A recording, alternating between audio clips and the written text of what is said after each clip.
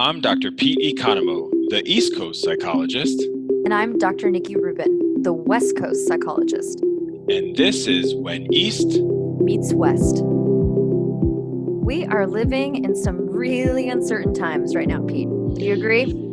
Well, haven't we always? Well, I'm there glad goes my Zen. No, I'm glad you said it. I'm glad you said it because that's also what I've been saying. So I started that way because I'm hearing that phrase a lot. Yeah. Like we're living in uncertain times. I'm hearing Yeah. it. In my personal life. And guess what? You didn't even pay me for that. I didn't. I didn't. We just had a little, little ESP there. So that's right. Yeah. So people are saying, they, they, as you I sound like my mom.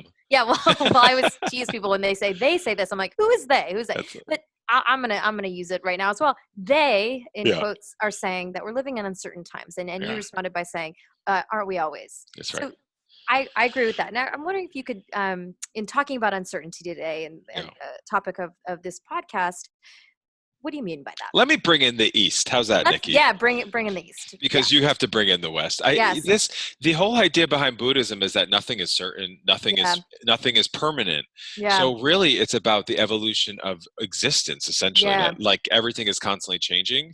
So I'll give you one example is as I work with like triathletes, they'll say like they have the predictables and the unpredictables. So things like shoelaces, or a spare tube for their tire is a predictable, and the unpredictables like the weather. And I say to them, well, your extra set of shoelaces can also tear. That's right. So no matter, so there's really in the Buddhist sort of perception in the Eastern world, there is no predictable, unpredictable. Everything just is. Yeah, well, and I think this is, as I've said many times on this podcast, this in my opinion, beautiful marriage, complement, team partnership, teamwork between Eastern spiritual traditions and Western behavioral science is that in Western behavioral science, we also acknowledge actually that there's no certainty about what's going to happen because we're really interested in Western behavioral science in facts and data. And the thing I always say is that there's only one thing that we know about the future. And it's that we don't know what it is. It's uncertain. I say like that. That's the only known. The known is like we don't know what's going to happen. And I actually, of course, this aligns with mindfulness. Say to patients very concretely, you never know what's on the other side of this moment. That's right. Ever. Like we can make educated guesses, and I think what your triathletes are saying is that based on probabilities, right? That is really what they're saying. We can make educated guesses, and educated guesses, probabilities are not certainties. And I think that's really hard for people to actually integrate or understand. Yeah, it is, because I think many of us, especially like in the Western world, we have everything planned. Yeah. And I think I get excited when I work with somebody who gets derailed. Yeah. Because I think the derailment is a time to press reset. Mm-hmm. I think back in the day, wasn't it like Control Alt Reset or something on the computer? Oh yeah. I think that still works, but not on a Mac though. I think don't do that on a Mac. I think that's. But like do that in life, right? I mean, I think isn't that nice? I mean, I've had people who were so focused on, okay, I'm going to be an accountant, or I'm going to be a principal, and then they arrive and they're like, wait, that wasn't exactly what I thought it was going to be.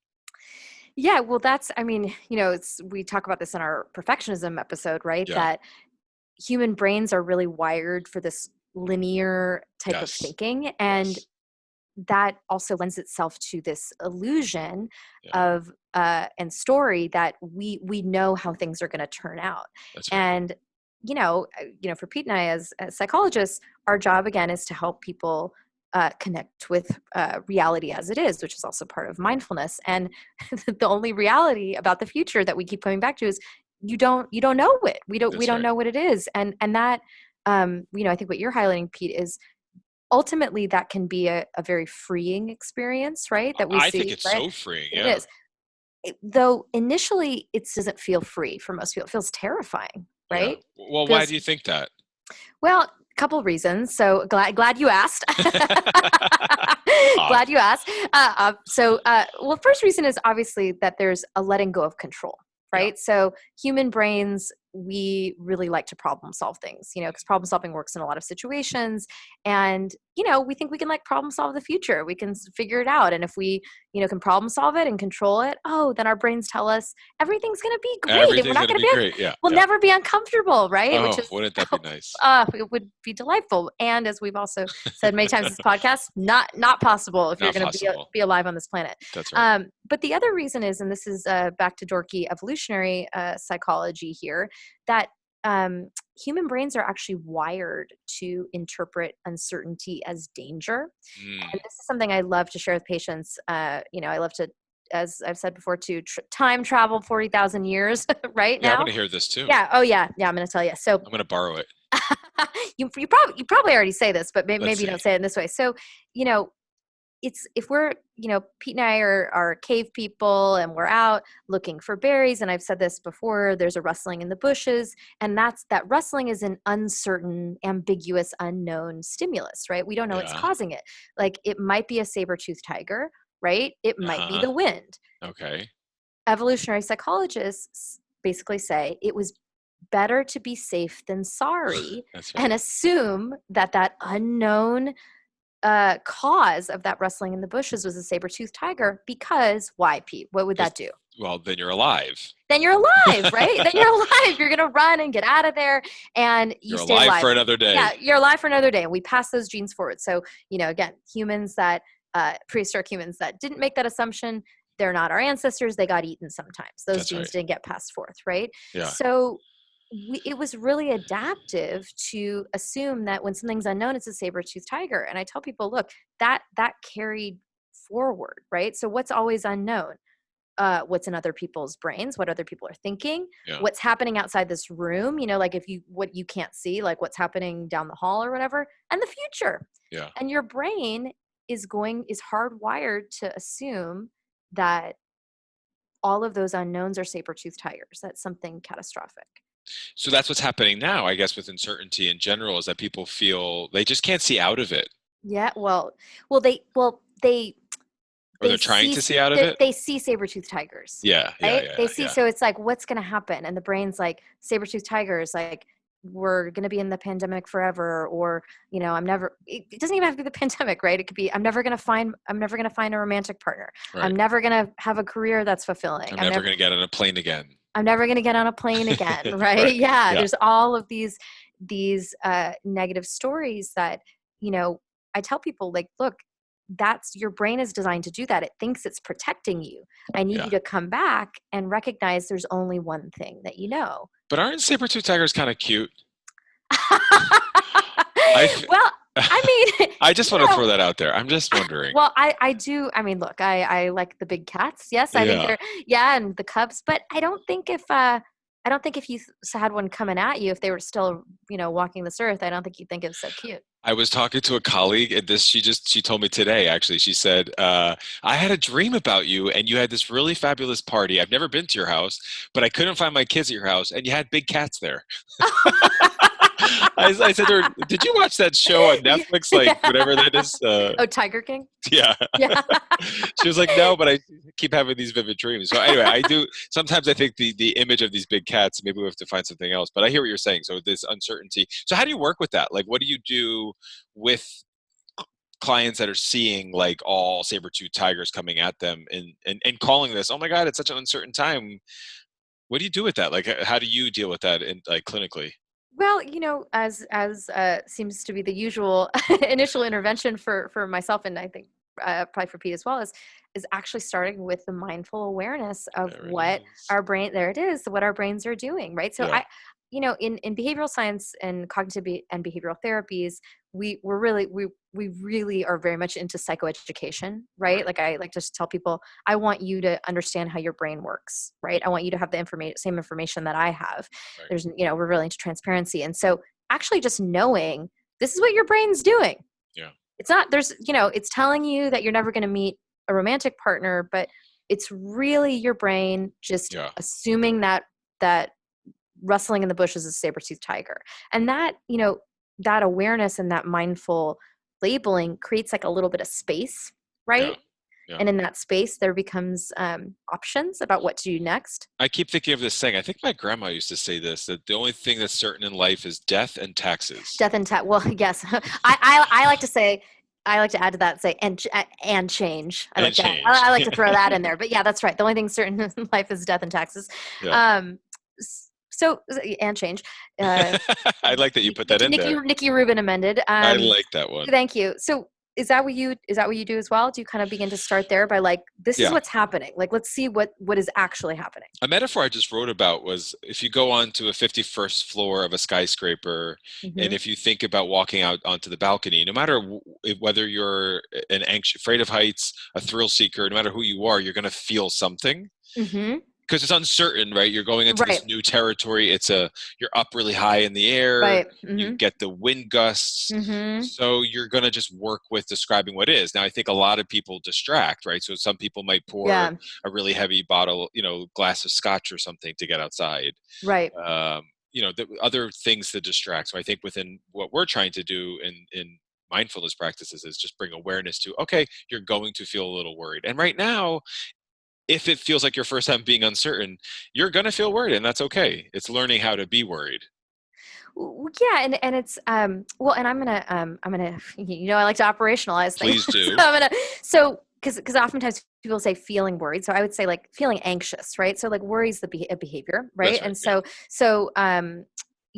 you're going to worry. You're going to do that, right? Because that worrying is the figuring out behavior that brains are trying to do. Like, what's going to happen? Yeah. Like what, like, if I'm on the 51st floor of a building, like, is this safe? Like, am I okay? Yeah. So knowing that too, it's like, yeah, that's okay. Like, your brain is trying to protect you. And can you come back, as Pete's saying, right, to what is like, what is that I'm feeling anxious. I'm on the 51st floor of a building. We met in New York. Well, technically, we met in Jersey. Jersey, I know. Yeah, I was living in New York. And yes, we met in New York. Have you been on a 51st floor? I don't know why I picked 51 when I was writing this, but have you been on the 51st floor? I'm sure. I mean, I've been to like the top of the Empire State Building and all that stuff. Yeah. Oh, yeah. What's it feel like? I see. I'm not a good person to ask this because I don't have a heights reaction. Yeah. I don't. But that doesn't. I mean, that doesn't mean I do. I guess I find it. I don't know. Maybe my reaction is like, it's interesting or exhilarating. Maybe it's the feeling. Because I don't. There's your feeling. Yeah. There's the feeling. Yeah. Well, on the Empire State Building, you're also like gated, like you're fenced in. Yeah, fair. I mean, if I was in that one in Chicago, I've never done that. Isn't it Chicago where it's like a glass floor? There are those. Yeah, I think they're everywhere. Chicago, Vegas. Yeah. Yeah. I did the one in Chicago. You did? It's one of those things where you're like, it's a good example actually. Rationally, you're like, I'm safe. This is totally okay. This is like, I don't know. I think it's 12 inches. I think it's at least a foot or two thick. And you still want to get down on your knees and crawl. Well, yeah. Well, and that goes back to, again, like the old stuff in our brains. Like I said this in another episode, right? That 40,000 years ago, like climbing to the top of the tallest tree is like not safe. So, there are reasons our brains do things. And I think that helping people to understand, like, there's a reason why uncertainty is so scary for us, right? Is really important, because that knowledge can give us power about then how we want to respond, right? Like, we can feel, like, I always tell people, like, uncertainty is inherently unpleasant. Like, there's no way to make it pleasant. Like, there's no, I'll say, like, because people say, Nikki, can you give me some tools so, like, this will feel better, or, like, I'll feel really good. I'm like, well, I mean, I would give them to you if I had them. I was like, those don't exist, right? I wrote that too, like a pill. Like, people are looking for the pill. They want the pill, right? It doesn't exist. It doesn't exist. Like, we can't. Not knowing is inherently unpleasant and will always be unpleasant. Are you willing to connect with that, to contact that in the service of making space to, in this moment, focus on what you can do now, like what behavior is workable? Because, like, this is the moment we have agency over. Not, I would say, like, those future moments, like, they're imaginary right now. They don't exist. We can't borrow information from the future and bring it into the present. That's not, maybe, I don't know, maybe a time machine. Yeah, maybe it's like, maybe someone will invent that one day, but as of right now, not we won't possible. Be alive. Well, so, like, let me ask you this. So this is uncertainty, and we're both saying that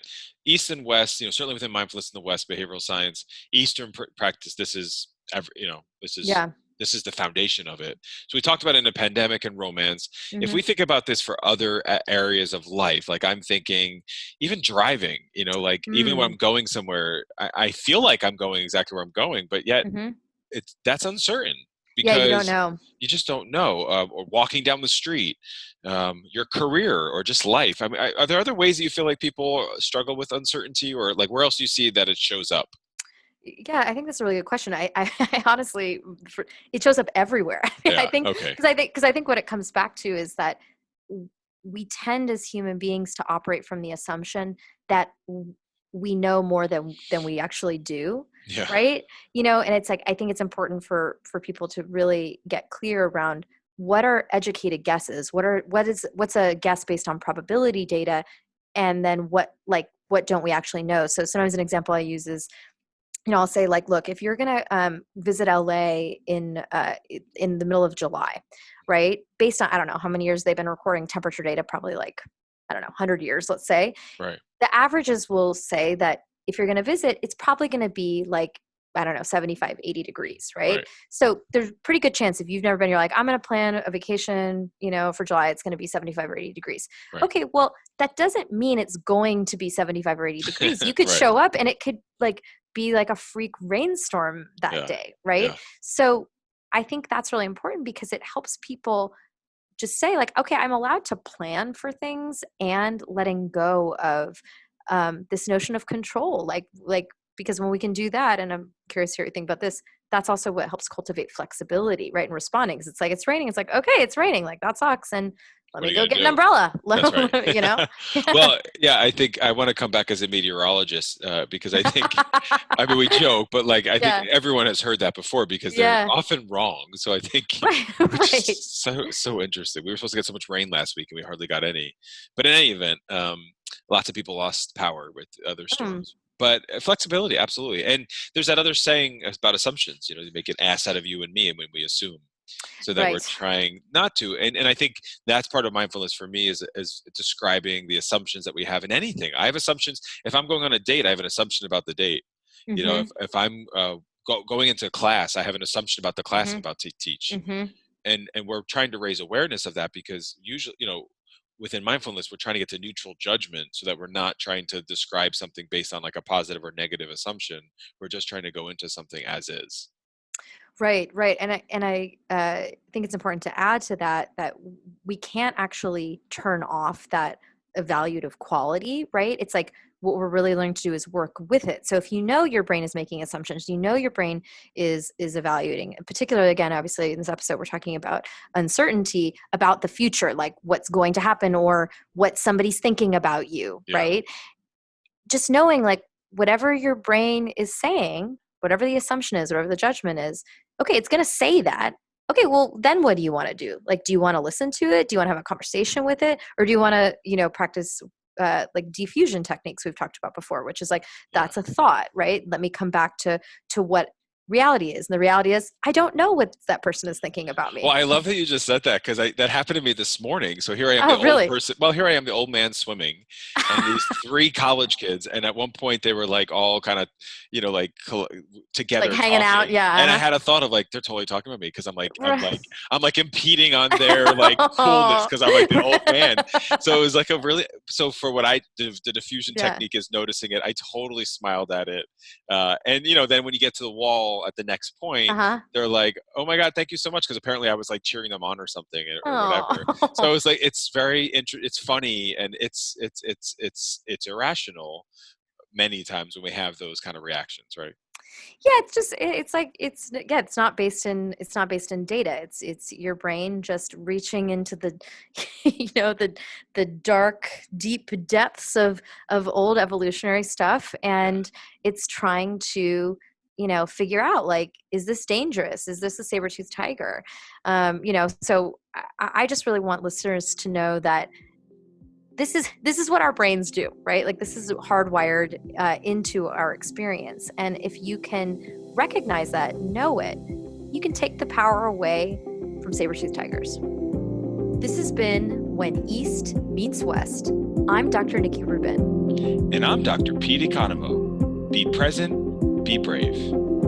This has been When East Meets West. All material is based on opinion and educational training of Drs. Pete Economo and Nikki Rubin. Content is for informational and educational purposes only.